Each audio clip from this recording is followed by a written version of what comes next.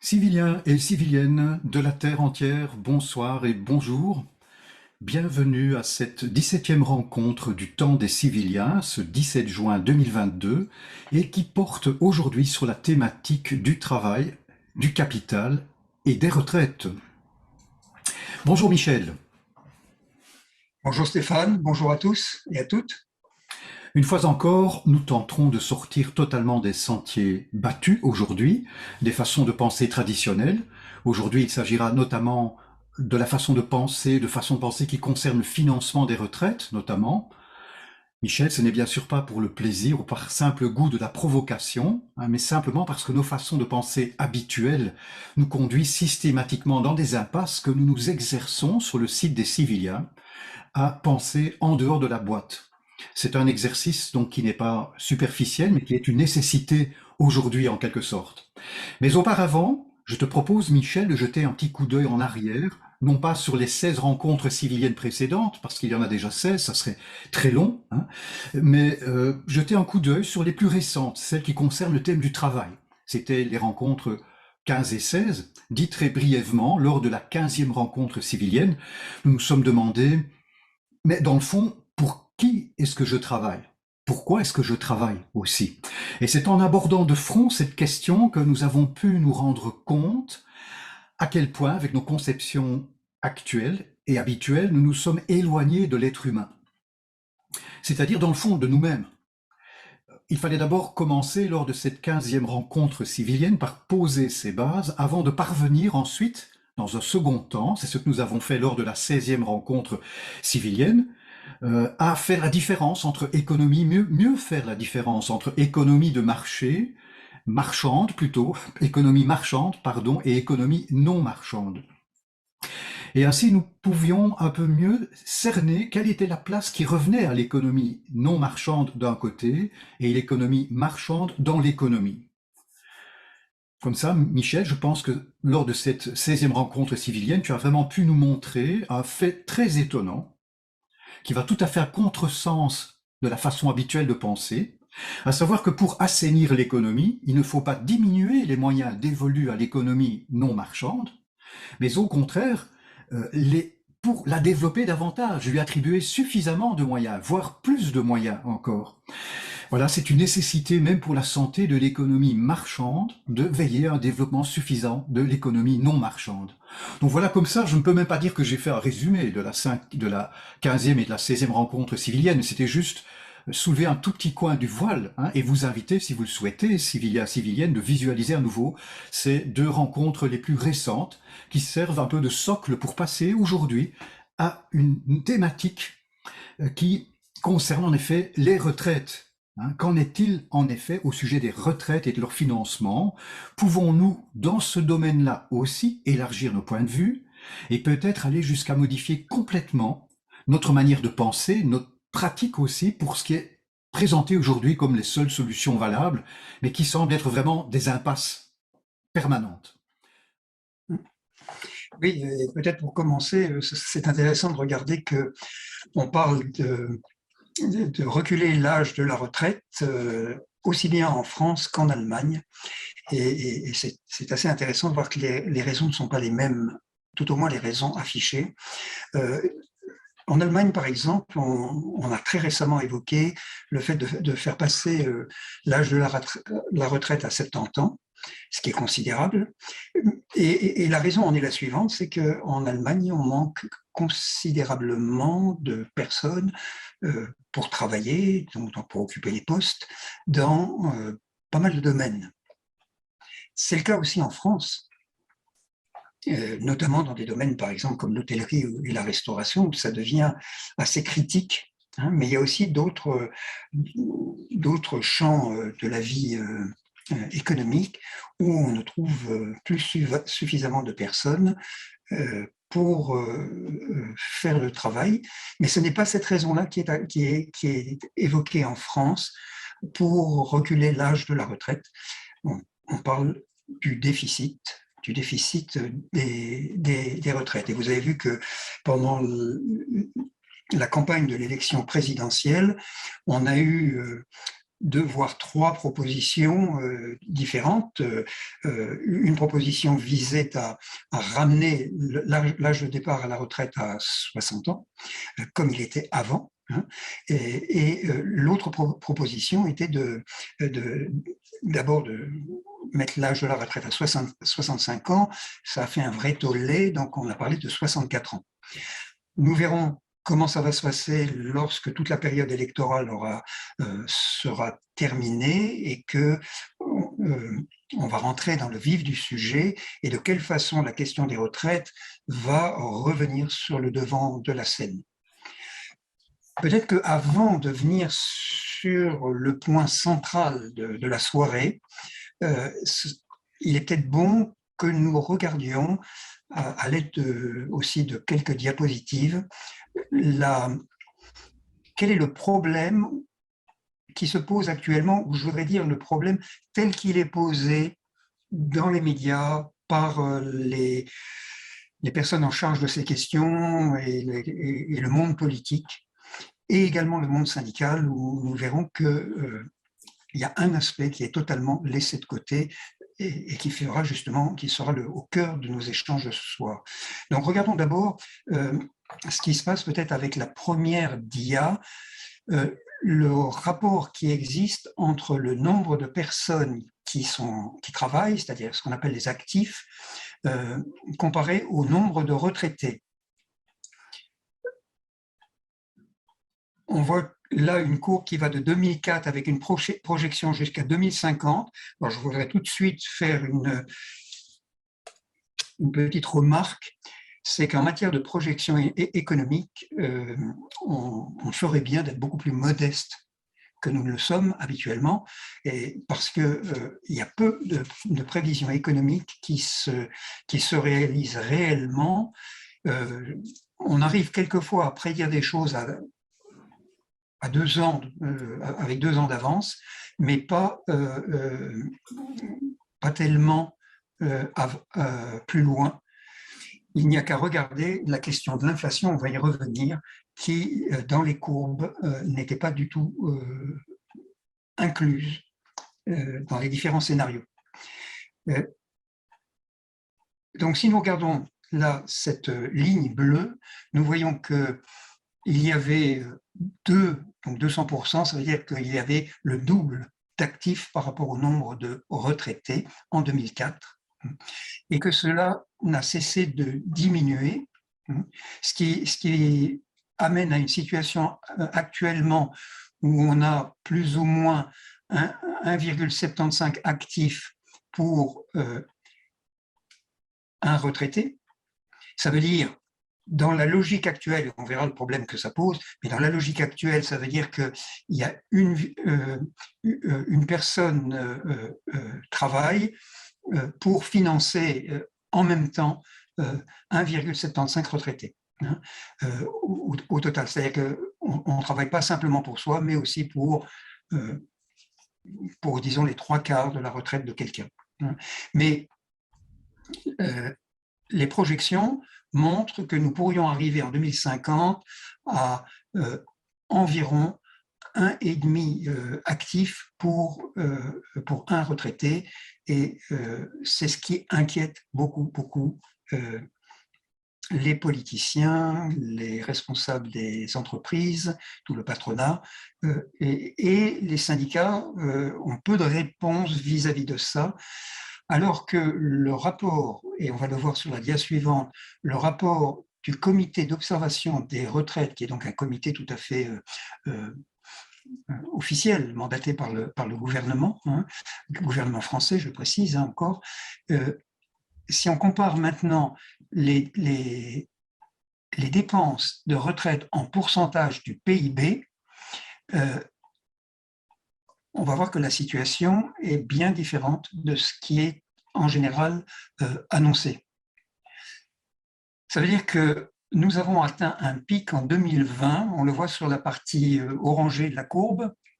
Nous avions atteint un pic en 2020, et on sait bien pourquoi, puisqu'il y avait toute la question du confinement et du Covid.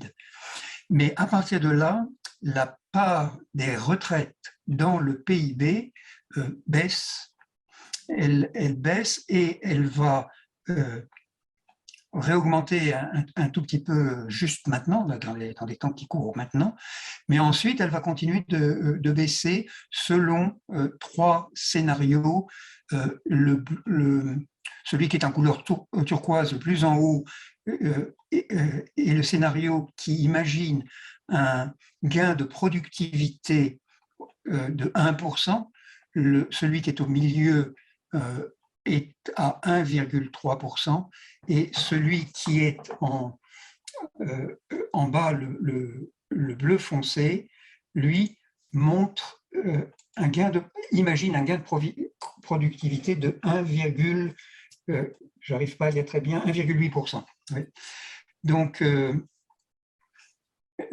tout ça, ce sont des projections dans le futur dont on ne sait absolument pas si elles se réaliseront, mais on voit bien que même avec un gain de productivité relativement faible de 1%, la courbe baisse de façon quasi continue, et ça veut dire qu'en réalité, on dépensera moins pour les retraites en proportion de ce qui est produit, en proportion du PIB, on va dire, nous dépenserons moins dans les années qui viennent. Et ceci est confirmé par une phrase qu'on peut lire sur la dia suivante, une phrase qui est dans le dernier rapport du Comité d'orientation des retraites, en abrégé on dit le COR.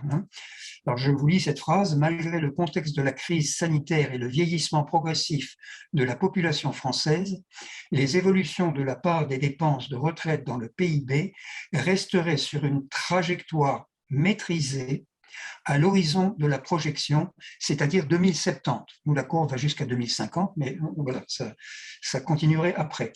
C'était un résultat qui prévalait avant la crise sanitaire que nous traversons depuis début 2020. C'est un résultat qui demeure valable après crise. Alors, on ne peut pas être plus clair que ce qui est dit là.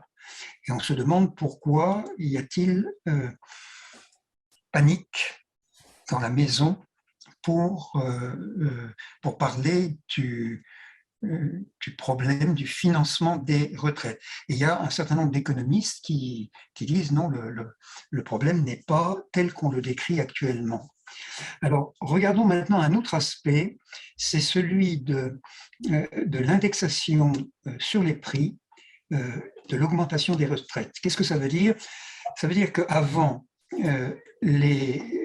avant 2014, je crois, les retraites étaient indexées sur l'augmentation des salaires. Ce qui veut dire que quand les salaires augmentaient, les retraites augmentaient aussi. Maintenant, on a fait une indexation sur les prix qui a provoqué un coup de frein sur les dépenses, comme nous le montre la dia et les courbes. Alors j'explique un tout petit peu les courbes. Ce qui est en pointillé, c'est la courbe avec l'indexation sur les salaires, donc une projection de 2010 jusqu'à 2060. Voilà comment évolueraient les dépenses sur les retraites si nous étions dans le régime d'avant, c'est-à-dire avec une indexation sur les salaires. Ça fait donc une augmentation qui irait jusqu'à environ, qui ferait qu'on dépenserait à peu près 21% du PIB pour les retraites. La deuxième courbe, qui est en trétillé, elle montre ce qui se passe avec une indexation sur les prix. Mais je tiens à préciser que ces courbes ont été faites alors que l'inflation n'avait pas atteint le niveau qu'elle a maintenant et qui pourrait encore augmenter considérablement. Donc, si maintenant les retraites étaient indexées sur les prix, il est tout à fait possible que ce soit en faveur des retraités et qu'il y aurait une meilleure part ou disons que les dépenses de retraite augmenteraient en proportion du PIB, ce qui pourrait augmenter le pouvoir d'achat des retraités. On reviendra sur cette question. Dans l'hypothèse qui était retenue par le corps à l'époque, eh bien, on a la courbe du bas, hein, où on inclut la réforme des retraites. Et on voit qu'à ce moment-là, avec l'augmentation des prix telle qu'elle était projetée, on aurait une courbe quasiment plate jusqu'en 2060. On inclurait quelle réforme des retraites, Michel?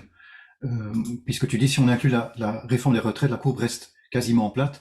Il y a peut-être des Belges, des Suisses, des Québécois qui nous suivent. Ça serait quoi la réforme dans ce cas-là? La réforme, c'est celle de 2012. J'ai dit 2014 tout à l'heure. C'est celle de 2012. Ce sont celles de 2012 qui a inclus le passage de la retraite à 62 ans au lieu de 60 ans. D'accord. Donc c'est cet élément-là qui a fait baisser en fait la part des dépenses pour les retraites, qui les a fait baisser légèrement à ce moment-là, mais pas tant que ça.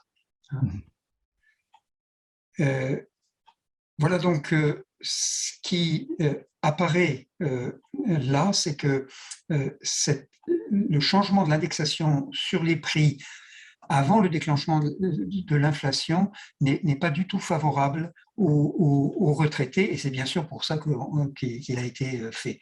Maintenant, il faut voir ce que ça va donner et si on va réellement faire une indexation sur les prix avec les prix actuels qui augmentent fortement.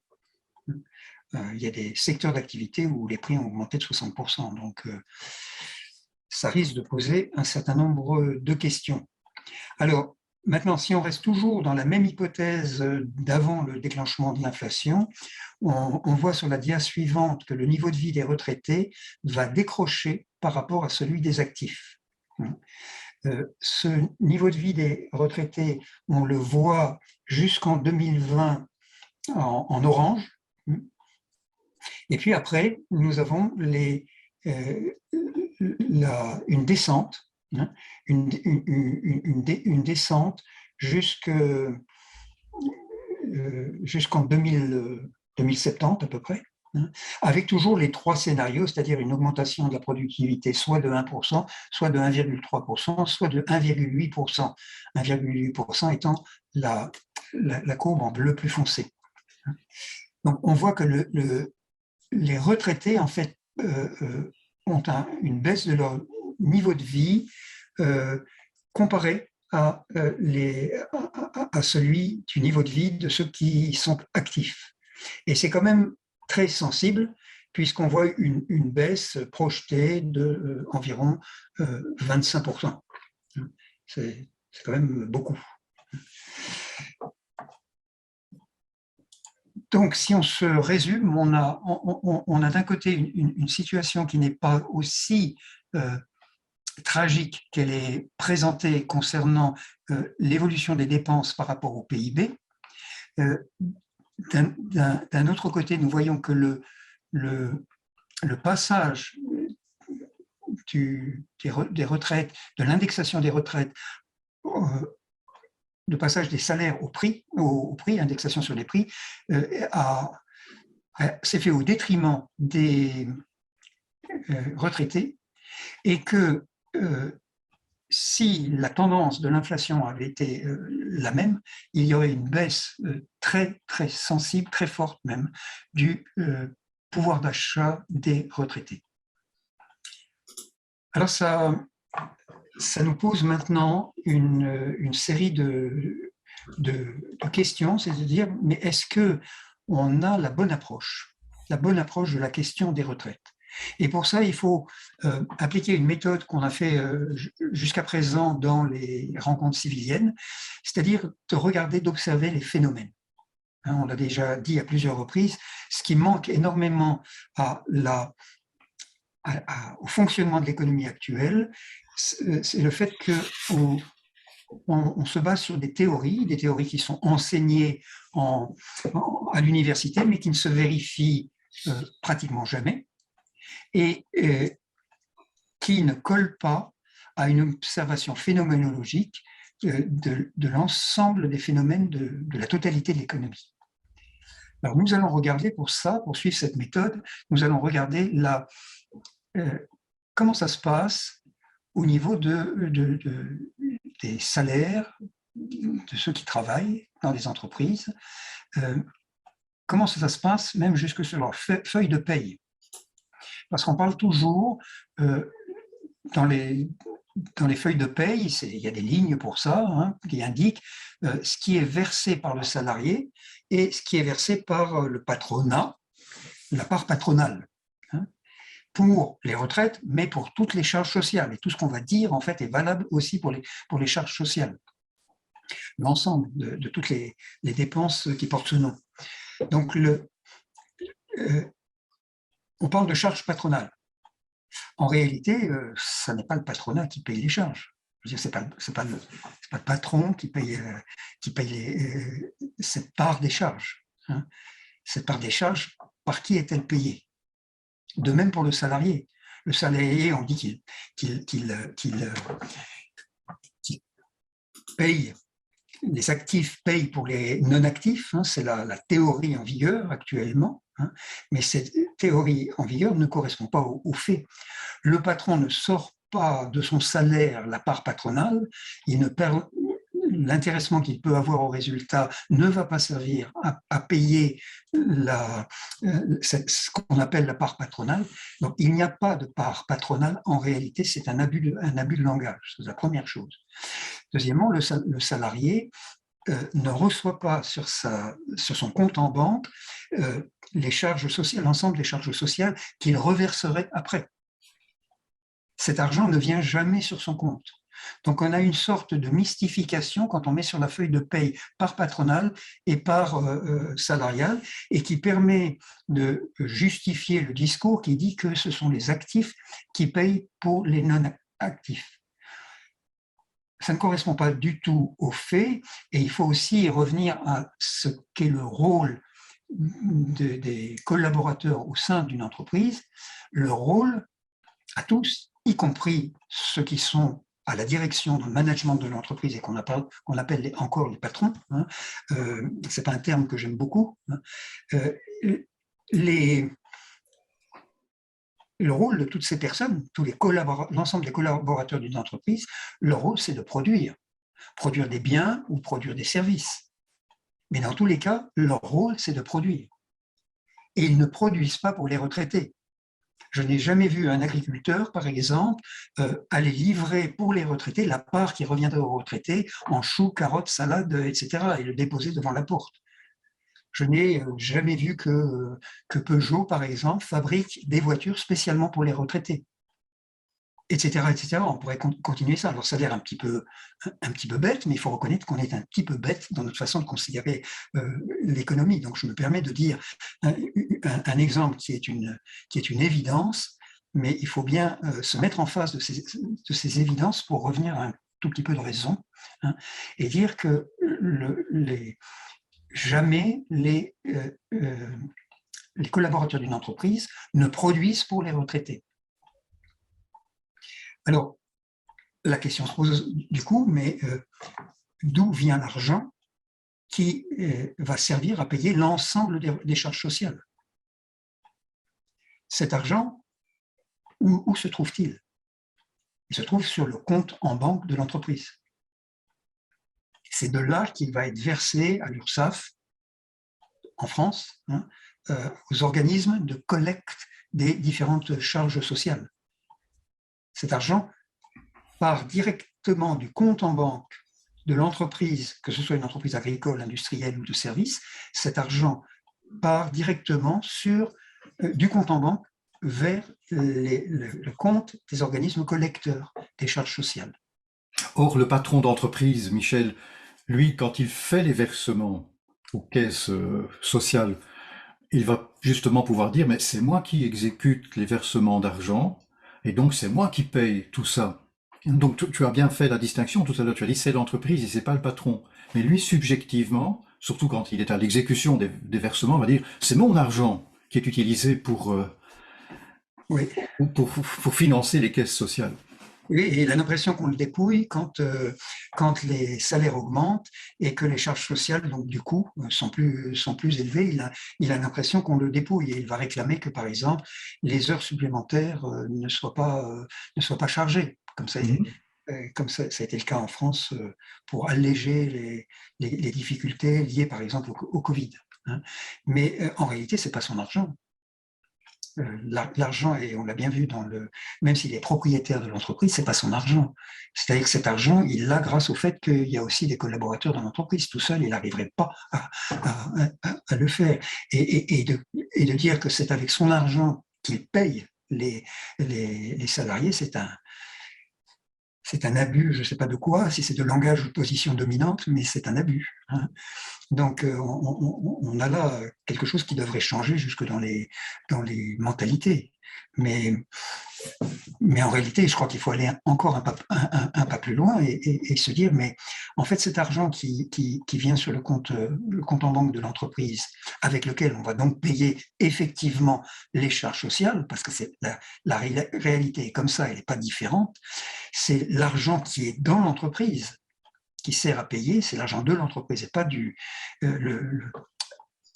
manager de l'entreprise ou l'équipe de management de l'entreprise. Et il faut rappeler qu'en général, ce sont aussi des salariés. Hein.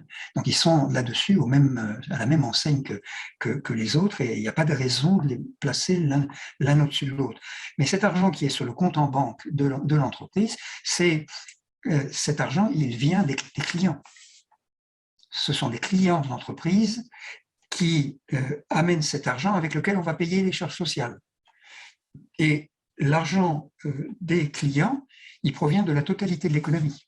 Si on regarde l'économie comme un ensemble, cet argent vient de là, il ne vient pas d'ailleurs. Donc il faut dire que c'est l'économie dans son ensemble qui paye les charges sociales. Ça, c'est le point central. Hein. Et c'est là qu'on va commencer à regarder autrement les choses. C'est grâce au fonctionnement global de l'économie, c'est parce que les clients ont de l'argent grâce au fonctionnement de l'économie qu'ils peuvent acheter dans cette entreprise-là et donc que les charges sociales vont pouvoir être payées et également les salaires, bien sûr. Donc il faut renverser complètement la vision que l'on a et se dire mais c'est l'ensemble de l'économie qui doit s'organiser pour qu'il y ait suffisamment d'argent pour l'ensemble des charges sociales, notamment pour les retraites dont on parle ce soir. Ce qui me fait d'ailleurs penser au fait que lorsqu'un entrepreneur au sein d'une entreprise qui est une personne morale, une société en l'occurrence, utilise des moyens financiers ou autres de l'entreprise aux dépens de l'entreprise, on parle d'un abus de bien social. C'est que même dans la loi, on voit qu'est déjà inscrite la notion de bien social quand il s'agit des biens d'une entreprise qui prend la forme d'une personne morale, par exemple. Et oui, et il faut donc aller beaucoup plus loin, comme on l'a fait dans les vidéos sur le capital, dans des rencontres civiliennes sur le capital, qui sont les rencontres, si je ne m'abuse, 3 et 4 et 5, je crois. Est-ce que je dis juste? Tu as peut-être le souvenir de ça. Hein? Eh bien, pas vraiment. Enfin, au niveau du numéro, je veux dire. Oui. Alors, donc, je n'ai pas ça sous les yeux, je croyais l'avoir, mais vous pouvez retrouver ça sur le site des Civiliens et vous voyez les rencontres qui ont trait au capital traitent de ces questions. Ça doit être les 5 et 6 peut-être, hein, ou 5, 6, 7. Mais cette notion de bien social, nous avons vu qu'en fait, il fallait l'étendre et parler de bien commun pour ce qui concerne la propriété de l'entreprise et le fait que l'entreprise, en réalité, elle est un bien commun, puisque son financement résulte non pas de l'apporteur en capital, ça c'est la situation actuelle de départ et qui pourrait beaucoup changer si on regarde les propositions qu'on a faites dans ces rencontres civiliennes, mais le capital est dépensé très très rapidement à la création de l'entreprise. Et en fait, l'argent qui est en permanence dans l'entreprise, il vient de la totalité de l'économie via les clients. Donc, et alors, la petite chose amusante là-dedans, c'est qu'en fait, les retraités sont clients de l'entreprise. Ça veut dire que les retraités contribuent au financement de leur retraite par les achats qu'ils font, de leur retraite et des charges sociales aussi. Donc, c'est un petit clin d'œil, je trouve, par rapport aux théories qui sont en vogue actuellement et sur lesquelles les syndicats ne proposent pas de raisonnement qui partent des faits eux-mêmes. Et ce clin d'œil, c'est celui des retraités qui sont cofinanceurs des charges sociales et donc des retraites. Donc on voit à quel point il faut inverser la façon de voir et regarder, mais alors qu'est-ce qui se passerait si l'on avait un financement des retraites qui était fait à partir, comme il est fait effectivement, mais qu'on le reconnaisse, cette chose, et qu'on dise, mais c'est fait à partir du chiffre d'affaires des entreprises, mais pas réellement du chiffre d'affaires, et je vais expliquer pourquoi. Si on le faisait par rapport au chiffre d'affaires, on continuerait d'avoir un financement, on continuerait plutôt, je vais dire autrement, on continuerait à avoir des prix qui incluent les charges sociales. Et en France, on dit toujours, oui, mais les charges sociales sont beaucoup trop élevées, donc ça nuit à la compétitivité des entreprises, notamment l'exportation. Et même par rapport aux produits que nous importons, on a des produits qui peuvent être beaucoup moins chers parce que fabriqués ailleurs, etc. Et non soumis au niveau de charge sociale que nous avons. Donc les charges sociales sont incluses dans le prix des produits, c'est bien évident. Mais en réalité, on pourrait procéder autrement. Et là, il faut se tourner vers une autre chose, c'est les bénéfices de l'entreprise. Nous avons vu justement dans les rencontres sur le capital que le bénéfice de l'entreprise appartient à tout le monde. Alors, je voudrais d'abord, avant qu'on regarde ça, qu'on regarde la dia suivante, celle qui a affaire avec la proportion du déficit des retraites par rapport aux bénéfices des entreprises.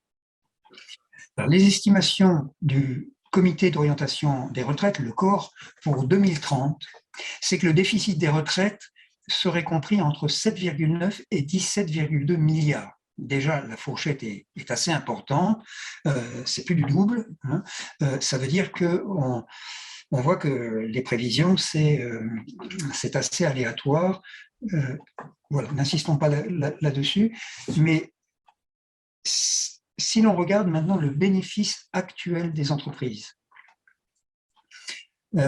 il est d'environ, on peut l'estimer, ce n'est pas toujours très facile de calculer ce chiffre et il n'apparaît pas réellement, mais si on se base sur plusieurs indicateurs, notamment les impôts sur les sociétés, le montant des impôts sur les sociétés, et si on croise ça avec d'autres éléments, on peut estimer que le bénéfice actuel des entreprises est à 270 milliards en France. Je précise bien sûr que ça ne tient pas compte des bénéfices qui sont faits au sein d'entreprises françaises, mais qui sont déclarés ailleurs, dans des paradis fiscaux, etc. Donc là, je parle seulement de ce qui correspond à ce qui est officiellement déclaré en France. On serait à un niveau beaucoup plus élevé si on incluait ces bénéfices, cette fuite des bénéfices en dehors de France. Mais rien qu'avec ce chiffre-là, si on fait le rapport entre les déficits des retraites et le bénéfice des entreprises, et qu'on prend la fourchette du déficit des retraites qui est donnée au-dessus, eh bien, on voit que ce rapport est compris entre 3% et 6,4%. Ça veut dire, donc si on divise, je le précise bien pour que ce soit clair, 7,9 par 270 milliards, on obtient 3% du bénéfice total des entreprises. Si on prend le haut de la fourchette, 17,2 milliards sur 270, on obtient 6,4. C'est donc une part faible des déficits qui est qui serait consacré au financement du déficit des retraites. Déficit dont on n'est pas sûr qu'il va se réaliser comme ça, je le précise bien. Mais s'il se réalisait de cette façon-là, eh bien, ça voudrait dire qu'on a 3%, maximum 6,4% qui seraient ponctionnés sur les bénéfices des entreprises. Pour financer non pas les retraites, mais le déficit des retraites, hein, puisque les retraites, c'est quand même un montant beaucoup plus élevé, mais c'est Bien le sûr. déficit qui est financé ici. On a un montant des retraites qui est environ à 300 milliards. Hein. Mhm. Donc, c'est considérable. Hein. Mais c'est bien que tu le précises, justement, parce qu'il faut être très, très clair sur ces questions. Et ce que nous voyons, c'est qu'en réalité, dans tout l'ensemble des partenaires qui sont évoqués et toutes les solutions qui sont évoquées pour financer les retraites laissent à l'écart les actionnaires des entreprises. C'est une... on pourrait dire, hein, si on voulait dire ça de façon un petit peu humoristique, que les actionnaires des entreprises sont les laissés pour compte des réformes des retraites. C'est des pauvres laissés pour compte que l'on laisse dans leur coin sans les faire participer à la discussion. Je crois qu'il faudrait aller beaucoup plus loin dans comme on le fait dans les propositions qu'on a présentées lorsque nous parlions du capital. Il faut aller beaucoup plus loin et se dire mais en réalité le bénéfice, à qui appartient-il? Et nous avons montré, et on le voit dans la dia 8, nous avons montré que les bénéfices qui sont générés par l'ensemble des acteurs de l'économie, c'est-à-dire la totalité de l'économie, ces bénéfices, ils doivent être répartis en 7 facteurs, hein, que l'on peut voir ici maintenant à l'écran. Non, ça n'apparaît pas encore à l'écran. Ouais. Ça n'apparaît pas à l'écran. En effet, il y a un petit problème technique. Ah. J'espère pouvoir résoudre dans quelques instants, mais avec beaucoup de persévérance, je crois que je vais y arriver. Vas-y, persévère. Parce qu'en effet, c'est important de pouvoir visualiser cette image. On va y arriver. Voilà. Voilà, très bien. Oui. Donc là, nous voyons ces 7 facteurs. On ne va pas les retravailler tous dans l'ensemble, mais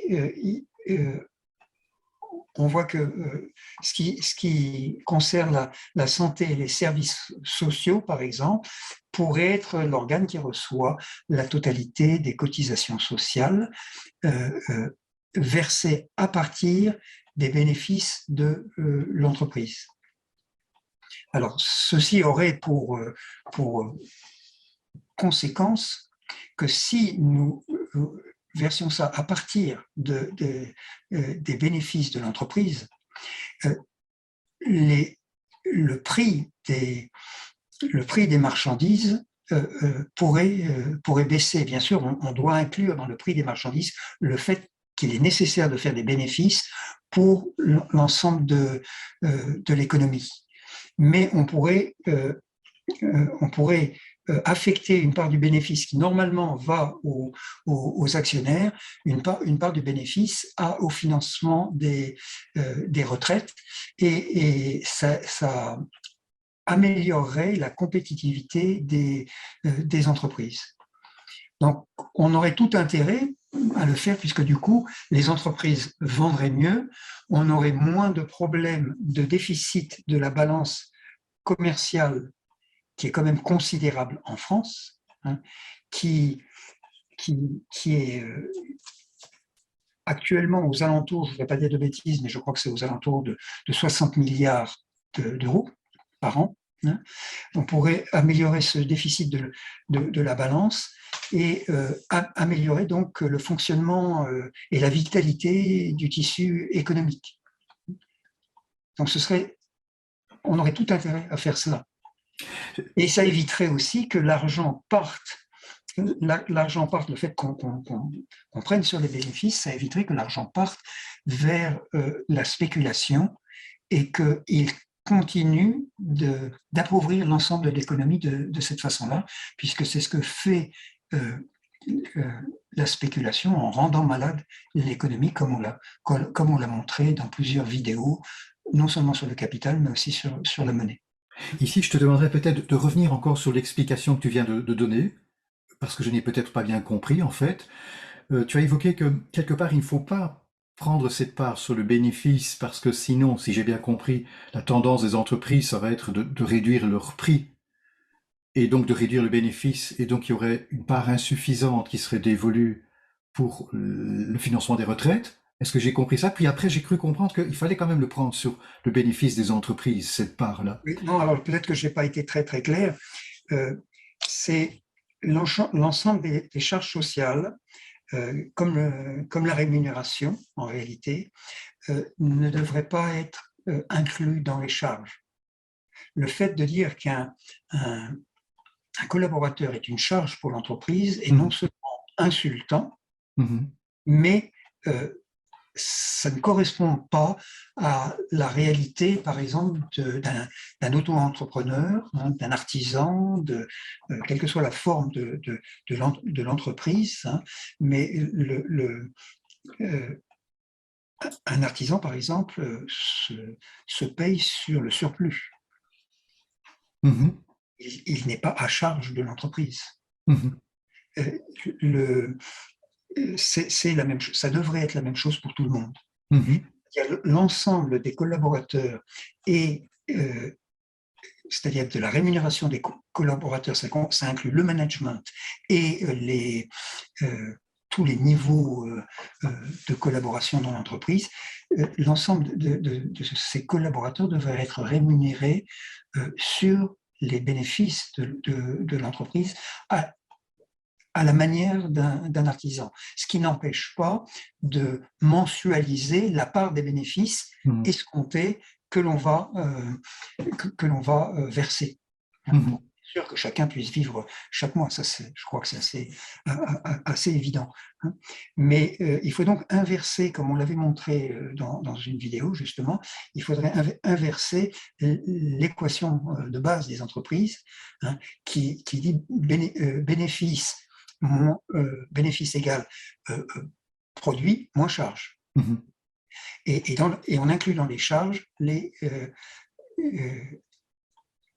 salaires et les charges sociales.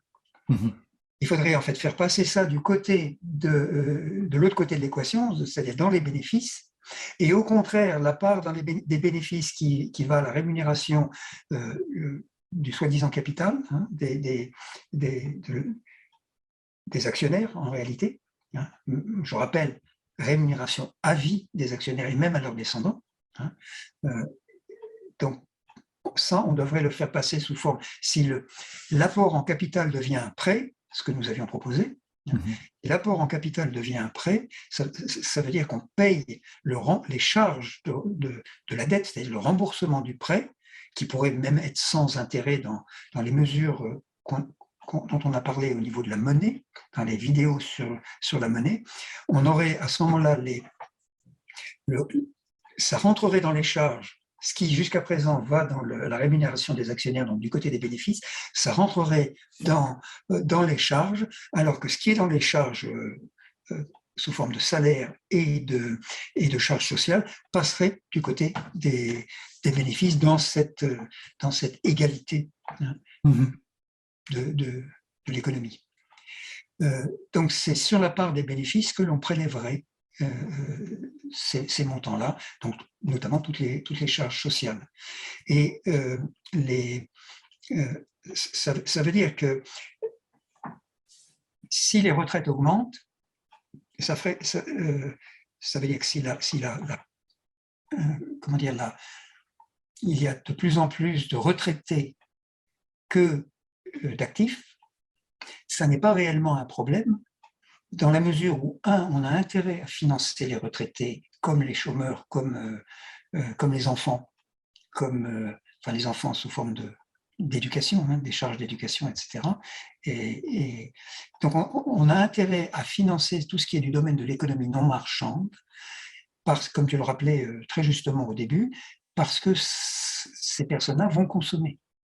Et donc, ils vont faire fonctionner les entreprises.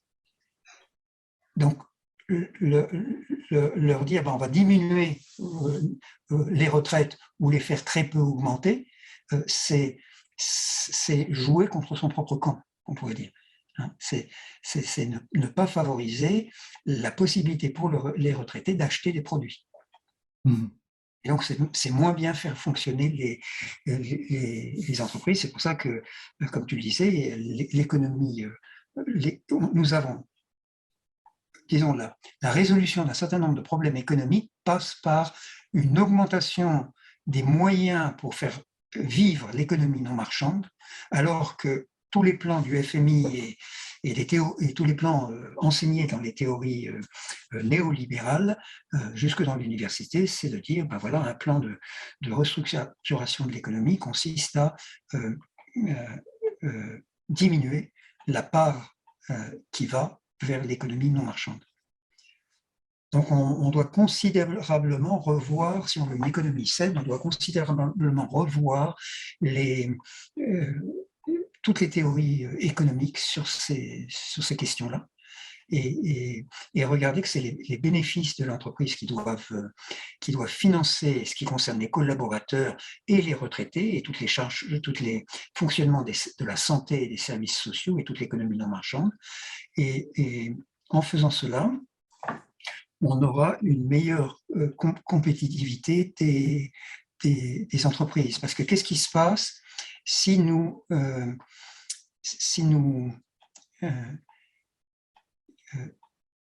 augmentons l'âge de départ à la retraite? Qu'est-ce qui se passe si on fait une retraite par points, comme ça a été envisagé? Là maintenant, le gouvernement actuel n'en parle plus, mais ça peut revenir plus tard, dans quelques années, selon la théorie politique qui veut que quand un plat n'est pas volontiers accepté par les convives, on resserre quelque temps plus tard le même plat avec une sauce différente. Hein, donc, si on ne veut pas aller vers ça, il faut carrément changer notre façon de voir et se dire que resservir la question de la retraite par points ne va pas arranger les choses, parce que bien sûr, on sait qu'à un moment donné, on peut trafiquer le montant du point et faire baisser à ce moment-là, en disant mais c'est un impératif économique, donc faisons baisser la valeur du point pour ne pas mettre le régime des retraites en faillite. Alors l'autre mesure, c'est la question de l'âge pivot, qui était proposée dans les précédents plans de retraite, c'est retarder l'âge pivot pour faire en sorte que ceux qui partent en retraite avant l'âge pivot soient pénalisés, et donc ça ferait moins de dépenses pour les retraites, et dire mais ceux qui partiront après l'âge pivot, ils auront une augmentation au contraire de leur retraite. Mais là, nous avons une mystification complète, parce qu'en réalité, dans la situation actuelle de l'économie, nous avons quelque chose de bien différent. Depuis qu'on a eu le report de l'âge légal du départ en retraite, c'est-à-dire quand il est passé de 60 à 62 ans, comme on l'a évoqué. Qu'est-ce qui s'est passé après ça? Eh bien, on a eu une forte augmentation du chômage. Parce que, en fait, avec cette réforme de 2010, le passage à l'âge de 62 ans, eh bien, on a continué d'avoir de plus en plus de gens qui étaient au chômage, puisqu'ils étaient déjà au chômage, enfin une grande partie était déjà au chômage à partir de 55 ans. Et ça veut dire que pas loin de 50% des gens au-dessus de 55 ans sont au chômage, avec de très faibles perspective de retrouver un emploi, ou sinon d'accepter une décote de salaire, un type de travail très différent, comme le poussent de plus en plus les réformes du chômage. Donc, ce qu'on constate, c'est qu'en réalité, 39% des nouveaux retraités passent du chômage à la retraite. 39%, c'est-à-dire presque 40% des gens qui entrent qui prennent leur retraite sont des chômeurs. Et ce chiffre a considérablement augmenté depuis 2010 avec ce passage de 60, le recul de l'âge de retraite à 62 ans. Vouloir reculer cet âge à 64 ans ou comme en Allemagne à 70 ans, c'est tout simplement un non-sens. C'est-à-dire qu'on déplace le problème. Hein. Alors, qui paye, en faisant comme ça, qui paye pour les retraités, les retraités, enfin ceux qui sont chômeurs ou en pré-retraite et qui passeront dans cette situation-là à la retraite complète, eh bien, c'est qui paye parce qu'ils n'arrivent pas à vivre, ces personnes-là, eh bien, c'est beaucoup la solidarité familiale. Donc, au lieu de demander une solidarité au niveau des actionnaires, on demande aux familles qui, pour beaucoup, n'en peuvent plus, on leur demande d'aider leurs parents. Hein. C'est le RSA, hein, c'est-à-dire c'est le chômage et le RSA qui payent. Les allocations adultes handicapés et pension invalidité, parce que nous avons de plus en plus de gens qui sont déjà malades avant même 55 ans, maladie professionnelle, ou bien qui deviennent de plus en plus malades après 55 ans. Donc on a un tableau très inquiétant de la santé au travail et des gens épuisés, et pas seulement dans ce qu'on appelle les tâches pénibles, hein, mais aussi parce que là on fait des exceptions, mais dans beaucoup d'autres tâches qui sont soi-disant non pénibles, mais qui en fait, il s'avère, et ça il faut coller à la réalité des faits, il s'avère que les gens ont beaucoup de mal, de plus en plus, à cause des conditions de travail, ils ont de plus en plus de mal à travailler en bonne santé jusqu'à 60 ans. Donc, il faudra se poser quand même des questions par rapport à ça et arrêter de jouer une sorte de jeu qui fait croire qu'on peut tout simplement, ah oui, vous vivez plus vieux, donc vous pouvez travailler plus longtemps.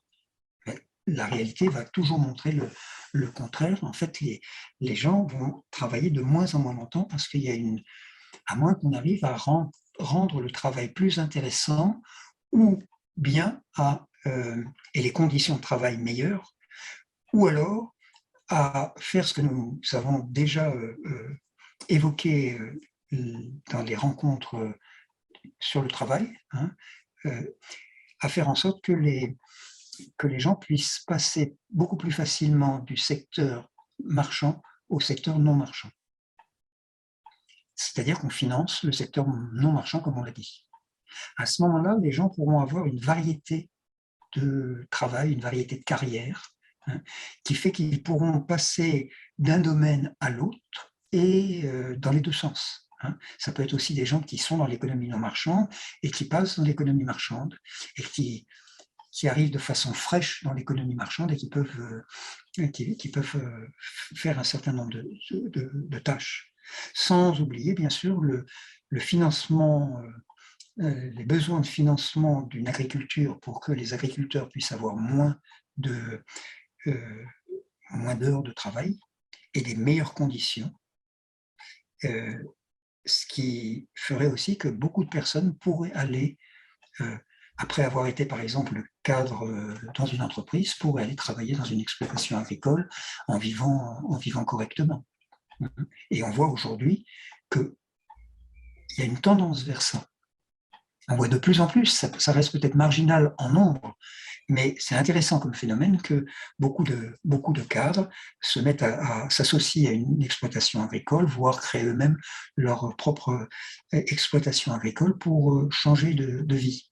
Donc tout ça veut dire que si on, on avait une vision globale de l'ensemble de l'économie et des besoins de financer toutes les parties de l'économie, on aurait à gauche du spectre social, si on veut, l'agriculture, hein, dans le secteur et tout le secteur primaire, qui serait mieux financé, qui permettrait des passages entre le secteur marchand secondaire et le secteur marchand primaire. Hein. Et puis, d'un autre côté, on verrait des gens aller vers l'économie non marchande, devenir par exemple enseignants, travailler dans le domaine de l'aide à des personnes qui sont en difficulté, etc., ou même travailler dans le domaine de la culture et apporter leurs compétences qu'ils ont acquises dans l'économie marchande, l'apporter dans le monde associatif et culturel. Donc, on gagnerait beaucoup à faire ça parce que ce seraient les chiffres de l'assurance maladie qui baisseraient. C'est-à-dire le budget ou le déficit de l'assurance maladie qui baisserait à cause du poids des allocations adultes handicapés du travail, je précise bien, hein, et les pensions invalidité. Un de nos participants ce soir nous rappelle d'ailleurs que l'espérance de vie est très différente de l'espérance de vie en bonne santé. L'espérance de vie en bonne santé, c'est aux alentours de 62 ans, selon cette personne, tandis que l'espérance de vie tout court, c'est aux alentours de 80 ans. Hein, ce qui confirme ce que tu viens de dire, que il y a une espèce de plafond qui existe quant aux possibilités objectives de poursuivre le travail au-delà d'un certain âge. C'est un argument qui vient s'ajouter. Je ne sais pas si c'est le bon moment d'ajouter une question d'un autre participant, Michel, puis si tu préfères plutôt poursuivre un peu sur le tableau que tu es en train de nous Non, vas-y, montrer. vas-y, et puis on conclura après, oui. Un autre participant nous pose la question suivante. Les questions de retraite, l'âge, le montant des rémunérations, secteur par secteur, etc., doivent-elles être discutées et votées par le pouvoir législatif? Par le pouvoir législatif qui est expert ou légitime pour prendre de telles décisions dans ces domaines particuliers? Doit-on ici aussi imaginer de nouvelles formes d'institutions ou d'organismes, je dirais d'organismes plus civiliens? Et oui, oui, oui. Et ça va faire l'objet des rencontres suivantes, hein, quand nous allons aborder justement les solutions qu'on propose au niveau au niveau des rémunérations. Là, pour l'instant, on prépare un petit peu le cadre, hein, et on déblaye un certain nombre de choses, mais les dernières rencontres civiliennes porteront sur une toute autre façon d'envisager la rémunération pour aller vers une séparation entre le travail et la rémunération. Et là, il faudra imaginer d'autres organismes qui porteront ces questions, qui accompagneront les collaborateurs des entreprises sur toutes ces questions, y compris bien sûr celles des retraites. Alors, ça nous amènera à évoquer ce qui était dit dans la question, c'est celle de l'échelle des rémunérations, sur laquelle je crois que on n'a jamais parlé complètement de la transformation. On a parlé de la transformation qui devrait intervenir dans l'exécutif, hein, la diminution considérable de ministères du rôle exécutif de l'État, hein, puisqu'en réalité, il devrait avoir très peu de rôle exécutif. Ça, c'est une des révolutions conceptuelles que nous proposons, mais nous n'avons pas évoqué réellement la question de la transformation du législatif. Peut-être qu'il faudra le faire dans des rencontres ultérieures et ne plus penser en termes de chaque fois qu'il y a un problème, on crée une nouvelle loi et on pense que la loi va résoudre le problème. Hein. Si on voit que d'un côté, le nombre de lois augmente fortement, surtout en France, où on est les grands spécialistes, peut-être même les champions du monde de la production législative, hein, mais qu'en même temps, le nombre de problèmes augmente et que c'est peut-être même proportionnel. Donc il faut qu'on arrête de croire qu'une loi va résoudre le problème.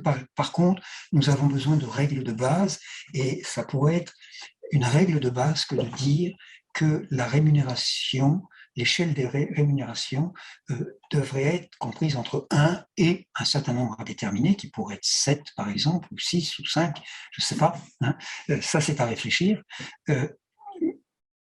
Mais qu'il faudrait une autre règle de base qui dirait que ce n'est pas la position, la position hiérarchique qui doit déterminer la rémunération, ou pas seulement, mais que c'est autre chose qui a à faire, et ça on en parlera justement, avec la contribution à l'économie, la contribution que chacun fait à l'économie. Ça c'est une toute autre question. Mais ce que je veux dire par là, c'est que les règles peuvent être extrêmement générales et ne pas rentrer dans le détail, et laisser au sein de l'entreprise, dans la mesure où les relations sociales changent au sein de l'entreprise, parce qu'il n'y a plus les détenteurs du capital et les autres, mais qu'il y a des collaborateurs au sein de l'entreprise. Si on change ça, à ce moment-là, beaucoup de choses pourront se faire au sein de l'entreprise, mais pas dans une optique néolibérale. Et ça pourra se faire aussi dans des organismes qui existeront, dans des organismes de collaboration entre entreprises, et même entre entreprises, distributeurs et consommateurs. C'est-à-dire il faut commencer à ce que l'imagination sociale aille jusque dans ces domaines, au lieu de traiter les choses selon la façon habituelle, et qu'on commence à imaginer des formes sociales qui permettent beaucoup plus de consultation et de collaboration entre les différents acteurs de l'économie, et plus spécialement producteurs, distributeurs, consommateurs. Et pour pouvoir les imaginer et surtout les mettre en pratique, nous avons besoin de pouvoir mettre entre parenthèses certaines lois, certaines règles. C'est ce qu'on appelle l'expérimentation sociétale. Hein, ce dont nous avons déjà parlé aussi, parce que les règles actuelles, comme tu l'as dit, les lois sont très nombreuses, elles sont très rigides. On peut imaginer, mais on ne peut pas mettre en pratique quoi que ce soit ou l'expérimenter si on ne dispose pas de ce droit à l'expérimentation sociétale que tu as déjà évoqué aussi, Michel, lors d'une précédente rencontre civilienne. Oui, alors ça c'est vraiment important d'insister là-dessus, hein, et d'inviter ceux qui nous écoutent d'aller voir, je crois que c'est la 3e rencontre civilienne, le droit à l'expérimentation sociétale, qui est vraiment la base d'une transformation évolutive de la société, ce qui nous tient beaucoup, beaucoup à cœur, hein, de faire les choses de façon évolutive et non pas d'attendre le grand soir, comme on l'a dit déjà. Hein. Un participant nous dit aussi, nous pose la question suivante, ne manquons-nous pas aussi d'imagination sociale, de créativité pour penser d'autres formes de travail accessibles à des handicapés du travail, entre guillemets, et à des personnes âgées, voire très âgées? Est-ce que là aussi, justement, par rapport à des personnes âgées ou très âgées, notamment, hein, qui peuvent donc avoir des difficultés, bien sûr, à déployer le travail comme elles le faisaient quand elles étaient plus jeunes, ne pouvons-nous pas aussi être imaginatifs socialement parlant? Oui, on peut être imaginatif, et il y aurait beaucoup de choses à faire, et notamment le partage des compétences et de l'expérience. On commence à parler de plus en plus du fait d'une entraide entre les générations qui ont de l'expérience et ceux qui débutent. On a vu aussi que quand on a supprimé trop de postes de personnes qui dépassaient la cinquantaine dans les entreprises, dans certaines entreprises, on a été obligé de les rappeler parce que leur expérience manquait.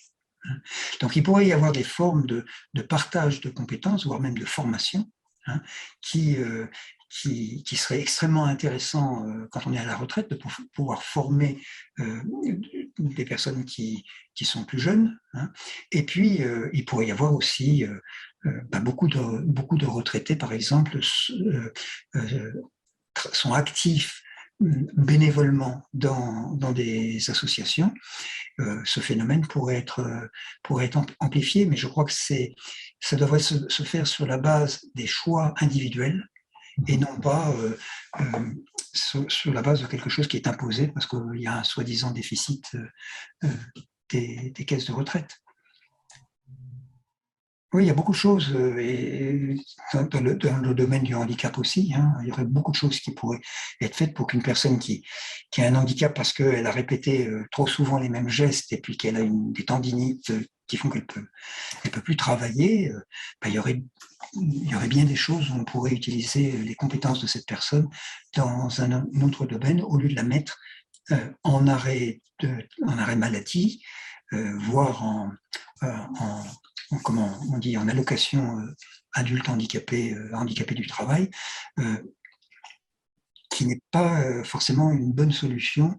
La personne peut se sentir dévalorisée, aurait envie d'être active, mais ne peut pas parce qu'elle touche une allocation, ou alors doit le faire au noir, etc. On est dans des choses qui tout simplement ne regarde pas à la fois la réalité économique telle qu'on essaye de la décrire et ne regarde pas non plus la réalité humaine qui, je crois qu'il faut le dire, n'est pas contraire à la réalité économique si on est vraiment dans l'économie. Et le problème, comme on l'a bien dit à plusieurs reprises, c'est que nous ne sommes pas dans l'économie, nous sommes dans une économie malade. Malade à tous les niveaux et il faut, je ne dirais pas réintroduire de l'humain dans l'économie, mais faire tout simplement de l'économie saine. Et elle sera humaine à ce moment-là. Parce que l'économie malsaine coûte très cher à la société et il faudrait prendre comme des clignotants l'augmentation des dépressions, l'augmentation des maladies professionnelles, l'augmentation de la consommation de palliatifs, hein, etc., etc. Ça devrait être des clignotants sociaux, ça. Clignotants sociaux et économiques.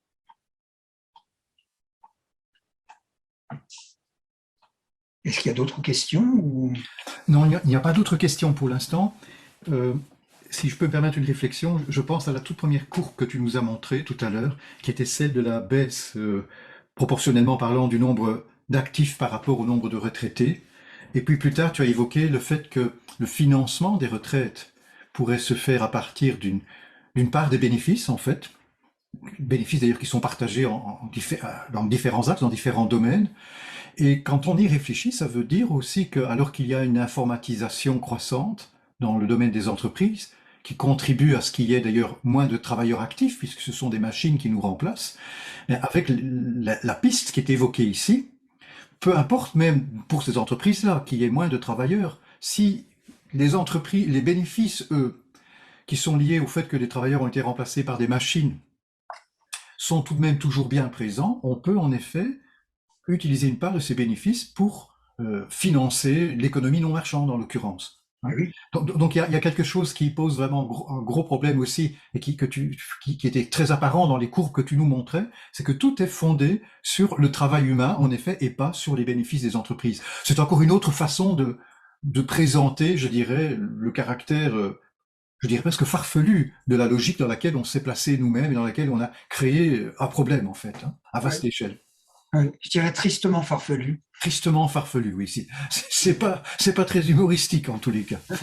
Mais oui, mais ça montre l'exemple que tu prends de la robotisation. On croit toujours que la robotisation est un problème. Elle n'est pas un problème dans la mesure où il y a la possibilité de mettre ses compétences ailleurs. Et ça ne manque pas. Il y a besoin de compétences dans plein de domaines, et notamment dans les deux domaines qu'on a évoqués, l'agriculture et l'économie non marchande. Donc, ça n'est pas la robotisation devrait être considérée comme une aide à ne pas rentrer dans des tâches trop répétitives et qui peuvent déclencher, comme on l'a vu, des maladies, etc. Donc, on a tout intérêt à aller vers une robotisation dans la mesure où elle est justifiée parce qu'elle est une tâche que la machine peut faire aussi bien que l'homme. Mais si ce n'est pas le cas, alors là c'est autre chose bien sûr, hein, il y a peut-être des domaines où il ne faudrait pas robotiser, hein, mais on voit bien, et c'est ça qui m'étonne dans les réflexions des syndicats et de certaines tendances politiques, c'est de ne pas aller jusqu'au bout et de dire ah oui mais il faudrait moins robotiser pour préserver les postes de travail, on aurait moins de chômage, etc. Ça coûterait moins cher aux caisses de chômage. D'un autre côté, on dit bah alors dans ce cas-là, puisque ça fait plus de bénéfices pour l'entreprise, il faudrait taxer ceux qui reçoivent le bénéfice, réintroduire l'ISF, l'impôt de solidarité sur la fortune. Mais je trouve ça vraiment d'une courte vue, hein, parce que pourquoi laisser cet argent partir vers les comptes en banque des actionnaires pour le reprendre après? Prenons-le là où il est, cet argent. Et là où il est justifié de le prendre, c'est-à-dire de considérer que le bénéfice, c'est un bien commun, c'est l'ensemble de la totalité de l'économie qui produit le bénéfice d'une entreprise, y compris bien sûr la façon dont les gens travaillent dans l'entreprise. Hein. Mais à ce moment-là, rémunérons les 7 facteurs qui contribuent à la création du bénéfice de l'entreprise, qui est le bénéfice n'est pas un problème, il est une nécessité. Mais simplement cette nécessité, il faut qu'elle retourne à ceux qui créent le bénéfice. Hein.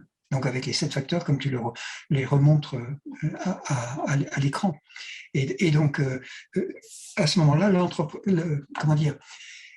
l'économie deviendra de nouveau équilibrée.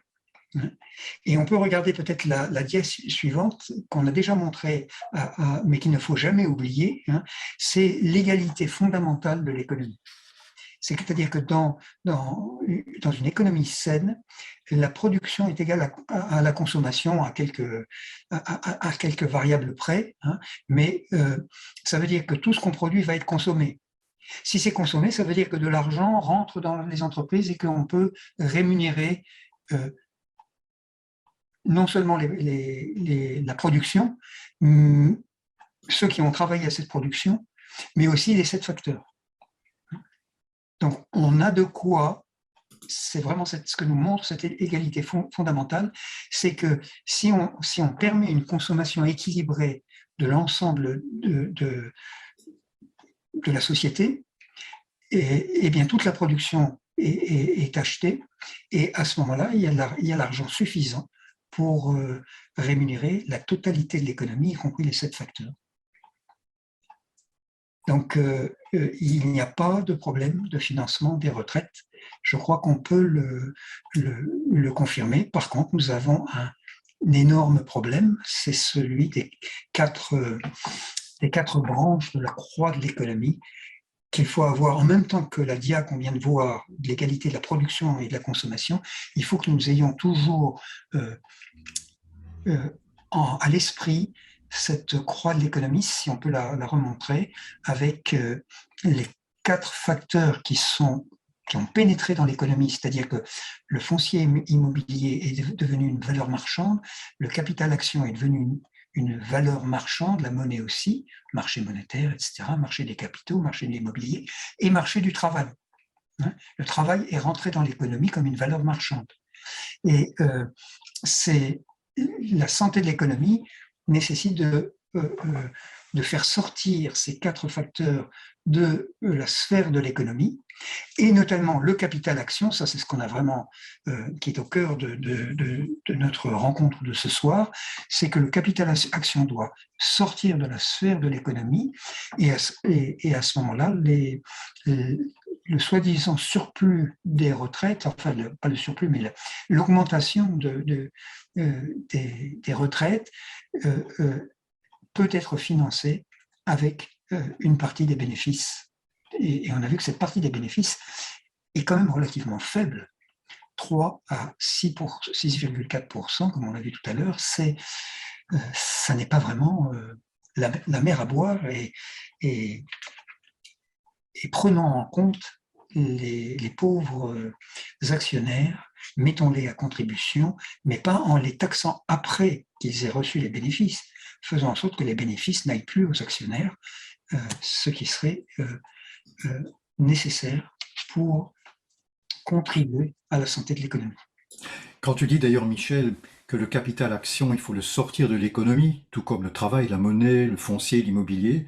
Ça signifie, notamment alors que le capital action n'est pas à considérer comme une marchandise Ça. pour laquelle, en compensation de laquelle il faut payer. Donc si je reçois du capital action, donc en compensation, je dois verser une somme d'argent comme quand j'achète une marchandise. Donc il faut la sortir du circuit économique marchand ou dans lequel circulent des marchandises notamment, où il y a des échanges et des compensations entre les différents acteurs de l'économie. Ouais. Oui, oui, ça veut vraiment dire ça. Ça veut dire ne plus parler du CAC 40. Mais on dit qu'il faut supprimer la bourse, mais on peut supprimer la bourse dans la mesure où on transforme la vision qu'on a du capital. Hein. Il y a beaucoup de voix qui s'élèvent pour dire fermons la bourse. Hein. Mais on, on ne va pas jusqu'à comprendre la perversité pour l'économie. Hein. Je ne parle pas au niveau moral. Hein, je parle le facteur de maladie, je devrais plutôt dire ça comme ça, le facteur de maladie du fait qu'on vend une entreprise. Une entreprise n'est pas faite pour être vendue, une entreprise est faite pour produire des biens et des services. C'est son rôle. Si on commence à la vendre elle-même, l'entreprise, on décale la mission de l'entreprise, et c'est ce que fait la bourse. Donc il s'agit de vraiment revenir à une vision saine des choses, mais on ne peut pas y revenir si on ne se rend pas compte que le capital lui-même, pas le capital, la détention du capital par un actionnaire privé à vie, et même plus que ça, comme je l'ai dit tout à l'heure, pour sa descendance, la détention du capital, c'est-à-dire avoir un titre de propriété sur l'entreprise, alors qu'on n'a fait que apporter de l'argent au démarrage de l'entreprise, ça, c'est une déformation totale de la constitution du capital et donc une déformation de l'économie.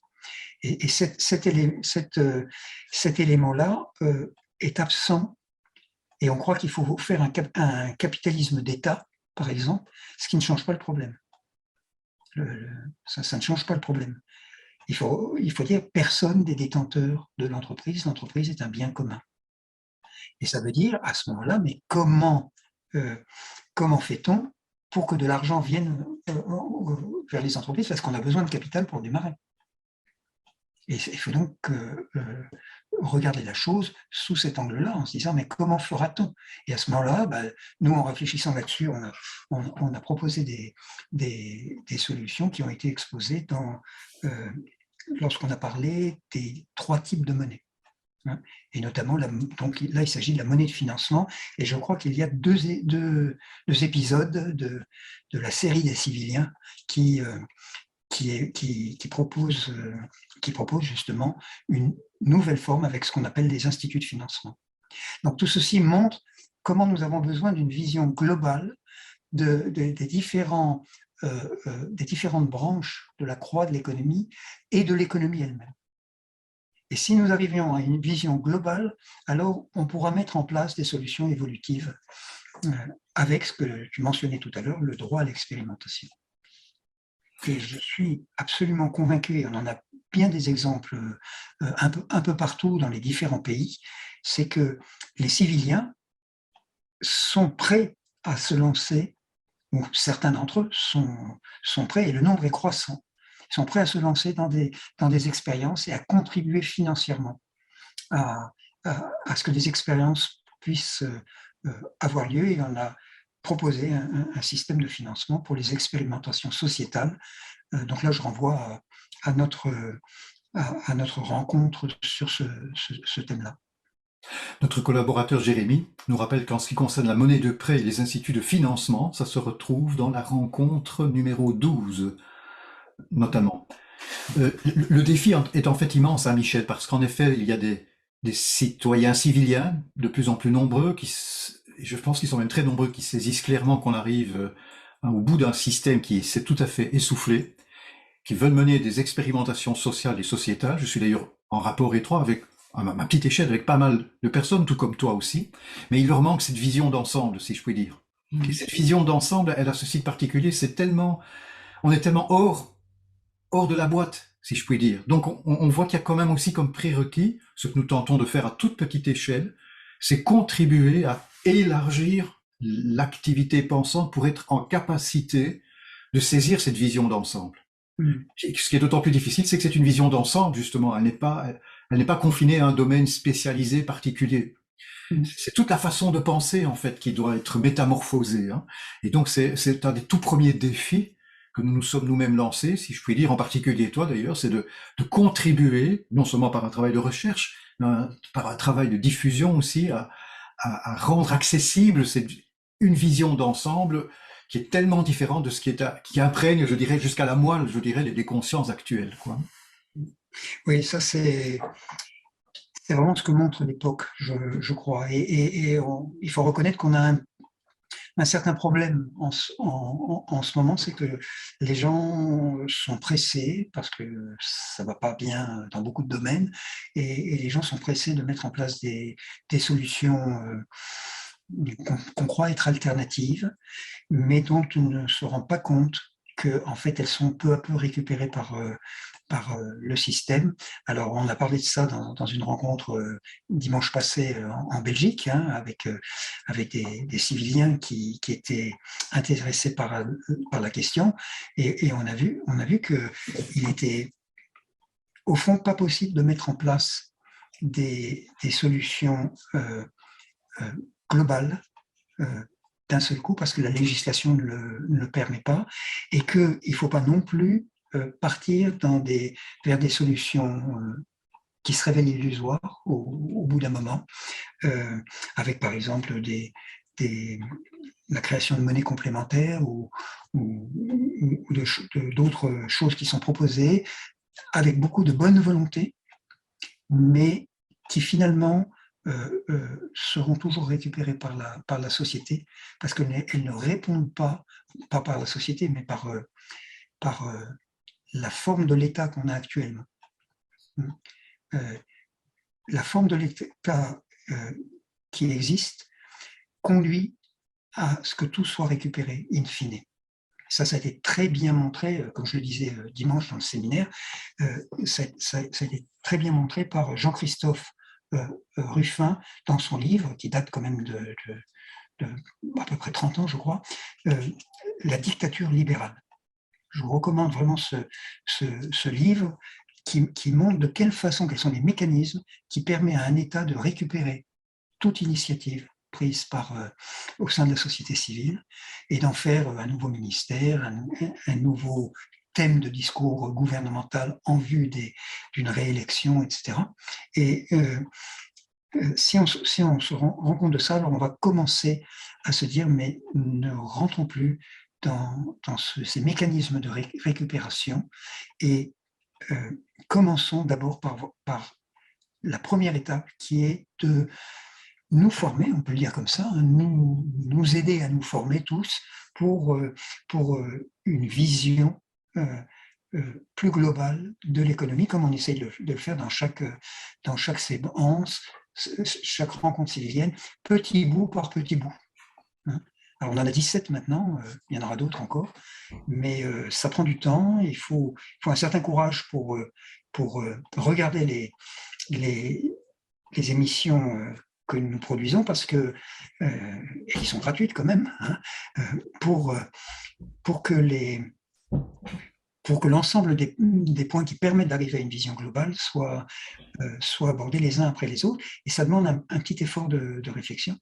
Et ça demande aussi à ceux qui nous écoutent et qui participent un effort de diffusion, parce qu'on est encore peu nombreux et nos vidéos pourraient être visionnées par beaucoup de gens.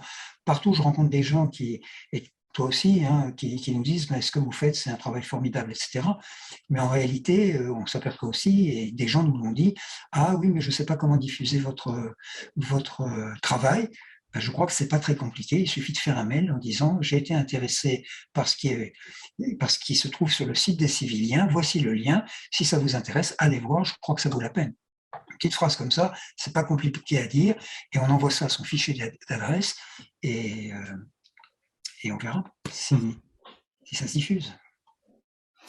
Il y a encore des questions qui nous sont posées, Michel. Est-ce que Oui. il y a des éléments que toi tu avais envisagé de présenter encore ce soir, ou est-ce qu'on passe aux questions? Non, je crois qu'on peut vraiment y aller là maintenant. Alors, tu viens de mentionner il y a quelques instants que le fondement de tout, c'est former une vision d'ensemble qui est en rapport étroit, qui est conforme, je dirais, à la nature de l'économie. Sinon, on est dans des alternatives qui soit seront récupérées, soit dérisoires, dirais-je, dans un certain sens. Hein.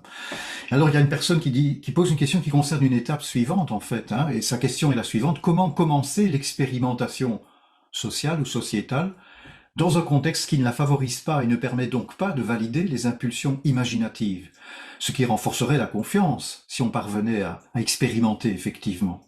Donc comment commencer cette expérimentation sociale ou sociétale dans un contexte aussi défavorable? Nous avons déjà commencé parfois aussi à aborder hein, des pistes en rapport avec ce type de questions lors de nos rencontres précédentes. Oui, oui, tout à fait. Mais la première chose, je crois, c'est de diffuser de plus en plus cette notion d'expérimentation sociétale en regardant qu'on peut prendre des mesures. On a parlé de 4 mesures hein, qui peuvent être prises pour ça et qui seraient. Donc, il faut revoir la vidéo numéro 3 ou 4 hein, qui parle de ça. Peut-être Jérémy va nous l'indiquer. Et ça, c'est la base. Qu'on commence à diffuser le fait que cette expérimentation sociétale qui a été inclue, donc récupérée c'est un bon exemple, par le gouvernement en France. Il y a une loi sur l'expérimentation, mais elle est conçue de telle façon que la société civile ne peut pas vraiment faire, il faut que ça passe par le biais du politique. C'est bien la rencontre numéro 3, Michel. Merci. Donc, voilà, il faut diffuser une autre vision qui serait un début justement d'action de la société civile. Hein, de diffuser cette idée-là. Ça, c'est la première chose, puisque ça impliquerait que ce soit la société civile qui gère le processus d'expérimentation et non pas le soi-disant État exécutif. Bon. Première chose. Hein. Et la deuxième chose, il y a aussi beaucoup d'expérimentations qui sont très, très intéressantes. Et alors, on pourrait peut-être évoquer, mais là, tu vas peut-être m'aider, ou un de nos auditeurs va peut-être nous aider à retrouver le nom de ce mouvement qui est en train de se faire dans différents pays, hein, et qui est un mouvement d'entraide entre les gens pour déjà se réunir, se connaître, partager un certain nombre de choses. On pourrait partager des choses civiliennes à l'intérieur de ces rencontres, hein, et la possibilité de... Ah, merci, je vois que Bernard... Solaris, en effet. Il y avait un lien avec le mot soleil, c'est Solaris. Merci Bernard pour cette contribution. Et voilà, Solaris, on a vraiment là, je trouve, le germe d'une mise en action de la société civile. Et je pense qu'il faudrait vraiment se tourner vers là et y introduire aussi peut-être peu à peu des visions comme celles qu'on développe ici et qui permettraient de faire avancer les questions. Et le fait que ce mouvement Solaris existe montre la vivacité de la société civile, les forces vives qui vivent dans les civiliens et qu'il suffit de cultiver et peu à peu certaines choses deviendront possibles, un changement deviendra possible. Ce qui signifie aussi de cultiver une confiance justement en nous-mêmes en tant que civiliens, qui nous activons les uns en rapport avec les autres, quoi, qui nous animons, qui devenons autocréateurs. Je vois une question, Michel, qui se rapporte ici à la robotisation. On avait évoqué ça tout à l'heure, tiens, avec les idées qui ont été exprimées ici, même dans une entreprise très fortement robotisée, il y a une participation, puisqu'elle est bénéficiaire, aux moyens qui sont nécessaires pour financer les retraites notamment, et bien d'autres choses encore. Et tout ne repose pas seulement sur les travailleurs, hein, le fait qu'il y ait beaucoup de travailleurs en d'autres termes. Et donc la question est la suivante, le frein à la robotisation n'apparaît-il pas plutôt par le problème climatique et la raréfaction des ressources? Donc, Alors ça, il faudrait arriver à le montrer, ça. Et peut-être qu'il y a une limite à la robotisation qui peut venir notamment de ce côté. Ça peut venir aussi d'autres côtés, comme je l'ai très rapidement évoqué, le fait qu'il y a des choses qui ont besoin d'une certaine qualité, qui fait qu'il ne faudrait pas qu'un robot intervienne à ce moment-là. Mais sinon, la question des ressources devrait, mériterait d'aller très profondément dans ce domaine pour voir à quel moment ça devient un problème du point de vue des ressources. Mais je suis pas certain que s'il y avait une exploitation raisonnable des ressources ailleurs, que la robotisation resterait un problème. Mais c'est une question pour moi, j'en ai pas du tout la certitude. Il faudrait sans doute examiner cela domaine par domaine, de manière... Ça peut varier très fortement selon le domaine. Il y a des domaines où, en effet, la robotisation peut apparaître comme étant quelque chose qui contribue au problème climatique. Peut-être que dans d'autres cas, ça pourrait même être l'inverse, à la limite, hein. Il peut même y avoir des machines robotisées qui nettoient des cours d'eau, que sais-je, qui sont conçues pour avoir des effets plutôt positifs sur le climat, à la limite, quoi, même si elles consomment un peu d'énergie. Donc, je ne dis pas des choses de manière très précise, mais il faut sans doute regarder ça secteur par secteur, activité par activité. Ouais. Et à l'inverse, dans le domaine, par exemple, de l'agriculture, pour préciser un peu ce que j'ai voulu dire tout à l'heure, dans le domaine de l'agriculture, la mécanisation est utile jusqu'à un certain point. Passer un certain seuil, on risque de créer des problèmes, notamment au niveau de la qualité des sols et de la qualité de la revitalisation des sols. Mmh. Donc voilà, c'est extrêmement complexe et je crois qu'on est loin d'avoir fait le tour des questions. Et comme tu le disais, c'est domaine par domaine qu'on devrait raisonner. Et là, la globalité n'est pas à sa place. Un de nos intervenants nous dit aussi que les YouTubers, donc les gens actifs sur YouTube, dans de nombreux domaines expérimentent des choses à partir de la société civile. Et souvent aussi, ils cherchent à avoir une vision globale des choses. Et donc, c'est déjà en train de se répandre aussi via l'outil que constitue YouTube. Il nous pose la question, connaissez-vous les interventions et les livres de Philippe Biou, ingénieur? Bihouix. Personnellement, je ne le connais pas, mais toi peut-être, Michel? Non, je ne connais pas. Je vais noter ce nom. Donc Philippe Biou. Hein. Oui. Voilà. C'est un des rares spécialistes sur la question des ressources, apparemment. Ah, d'accord. Très bien. Ouais. Merci pour ça. Ça va faire un peu de travail en plus, mais c'est bien. Ouais. Je pense maintenant, Michel, que nous arrivons au terme de cette rencontre civilienne, pour laquelle tu as aussi finalement dressé un tableau assez vaste, hein, et je sais que tu aurais pu encore aller plus loin dans le tableau que tu étais en train de dresser, mais voilà, il y a une limite de temps qui nous empêche d'aller encore un peu plus loin. Il faut y aller pas à pas, comme tu l'as dit de toute façon tout à l'heure. Vois-tu peut-être quelque chose que tu souhaiterais encore ajouter ce soir? Non, je crois qu'on est arrivé un peu au terme. On peut conclure maintenant. J'ai l'impression, on a beaucoup d'éléments là qui ont été évoqués ce soir, donc je crois que c'est bien. Et on va se retrouver dans une prochaine rencontre civilienne pour aller un petit peu plus loin sur cette question du travail et pour arriver à une autre vision de ce qui serait possible dans le domaine de la rémunération. En effet, les prochaines thématiques porteront sur le travail et la rémunération, également sur le travail et la monnaie. Les dates ne sont pas encore déjà fixées parce que nous entrons maintenant dans la période estivale, avec diverses incertitudes. Donc, quand ça sera suffisamment clarifié, bien sûr, nous vous communiquerons ces dates et sur le site internet des Civiliens, et d'autre part aussi par email à ceux et celles qui se sont déjà abonnés sur le site. Vous serez informés en temps utile, certainement. Merci Michel.